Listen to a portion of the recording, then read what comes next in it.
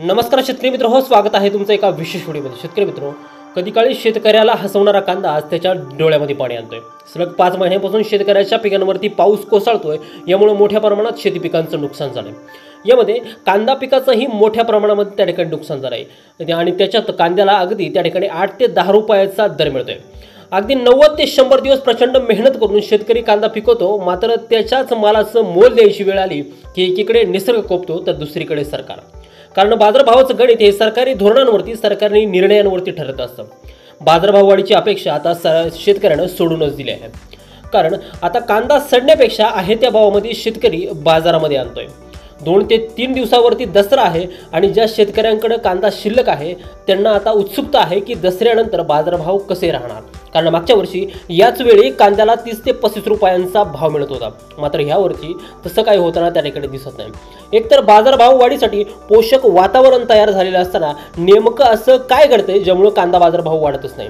त्यामुळे येणाऱ्या काळात कांदा बाजारभाव वाढणार का असा प्रश्न शेतकऱ्यांना पडतोय आणि याचबद्दल सविस्तर अपडेट व्हिडिओच्या माध्यमातून आपण त्या ठिकाणी जाणून घेण्याचा प्रयत्न करणार आहोत। त्यामुळे व्हिडिओ अगदी शेवटपर्यंत काळजीपूर्वक पहा आणि चॅनलवरती जर तुम्ही नवीन असाल तर चॅनलला सबस्क्राइब देखील करा। बघा शेतकरी मित्रांनो, कांदा बाजारभावाचं गणित हे लागवड क्षेत्र, कांद्याची होणारी मार्केटमधली आवक आणि बाहेर परदेशामध्ये कांदा किती निर्यात होते आणि त्यामुळे परकीय चलन महाराष्ट्रामध्ये किंवा परिणामी देशामध्ये किती येतं यावरती कांदा बाजारभाव हे मुख्यत्वे करून अवलंबून असतात।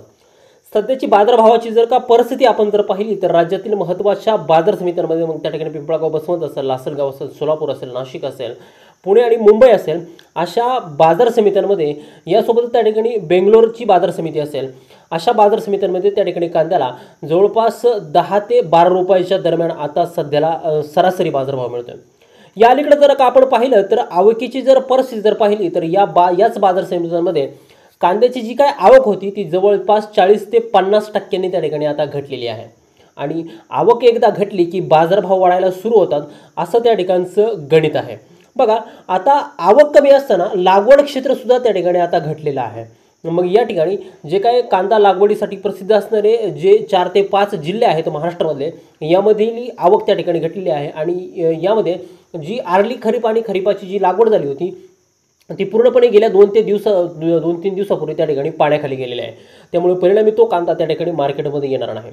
पहा शेतकरी मित्रांनो, नाफेड आणि NCFच्या माध्यमातून देखील राज्यामध्ये जवळपास 3 लाख मेट्रिक टन एवढा कांदा त्या ठिकाणी खरेदी केला गेला होता आणि हाच जो काय कांदा आहे तो त्या ठिकाणी गेल्या 10 ते 15 दिवसापूर्वी त्या ठिकाणी राज्यातील महत्त्वाची शहर असतील किंवा त्या ठिकाणी दिल्लीसारखं शहर असेल, बेंगलुरूसारखं शहर असेल, कोलकातासारखं शहर असेल तर याच्यामध्ये त्या ठिकाणी विकायला काढला होता आणि या कांद्याला तब्बल 24 रुपये एवढा त्या ठिकाणी दर मिळतो। आता हा कांदा ज्या गोडाऊनमध्ये ठेवलेला आहे तर त्या गोडाऊनमध्ये त्या ठिकाणी आता कांदा सड ही त्या ठिकाणी सुरू झालेली आहे।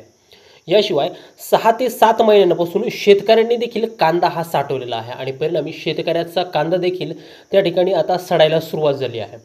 काही शेतकऱ्यांच्या कांदा चाळीमध्ये तर अतिवृष्टीच्या पार्श्वभूमीवरती पाणी घुसून कांदा हा पुरता भिजून गेला आणि यामुळे तो जो काय कांदा आहे तो शेतकऱ्याला उकिरड्यावरती फेकून देण्याशिवाय दुसरा मार्ग नव्हता। बघा, आता कांद्याला परकीय देशातून सुद्धा त्या ठिकाणी ॲव्हरेज मागणी मिळताना त्या ठिकाणी दिसत आहे।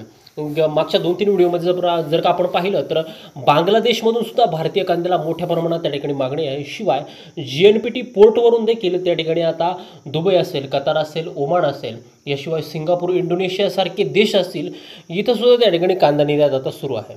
बघा, आता कांद्याचे जे काय भाव आहे ते कांद्याचे भाव एवढं सगळं वातावरण त्या ठिकाणी अनुकूल असताना नेमके कांद्याचे भाव वाढत का नाही आहे याविषयी सुद्धा विचार करणं तेवढंच गरजेचं आहे। आता बघा, कांद्याचे भाव नेमके कोण पाडतंय, व्यापारी पाडताय की सरकार पाडतंय याबाबत त्या ठिकाणी प्रश्नचिन्ह आहे। सरकारच्या धोरणामुळे त्या ठिकाणी कुठल्याही गोष्टीचे बाजारभाव त्या ठिकाणी यामध्ये चढ उतार त्या ठिकाणी आपल्याला मुख्यत्वे करून पाहायला मिळतो। कारण पुढे जाऊन त्या ठिकाणी बिहारच्या निवडणुका देखील आलेल्या आहेत। कारण महाराष्ट्राच्या ज्यावेळेस लोकसभेच्या निवडणुका झाल्या त्यावेळेसही त्या ठिकाणी जो काय सत्ताधारी पक्ष होता त्यांना त्या ठिकाणी महाराष्ट्रामध्ये फटका बसला होता आणि याच पार्श्वभूमीवरती कांद्याचे बाजारभाव वाढत नाही का असा प्रश्न त्या ठिकाणी सर्वसामान्य शेतकऱ्यांना पडतोय।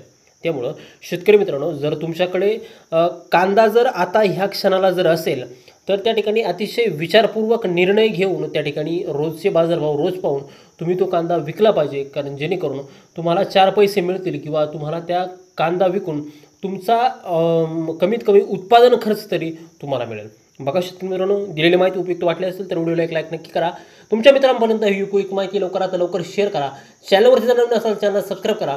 तुम्ही कोणत्या जिल्ह्यामधून हा व्हिडिओ पाहताय आणि तुमच्या बाजार समितीमध्ये कांद्याला काय दर मिळतो कमेंट करायला विसरू नका. भेटूयात पुढच्या एका नवीन व्हिडिओमध्ये एका नवीन अपडेट्ससह. तोपर्यंत शेतकरी मित्रांनो धन्यवाद.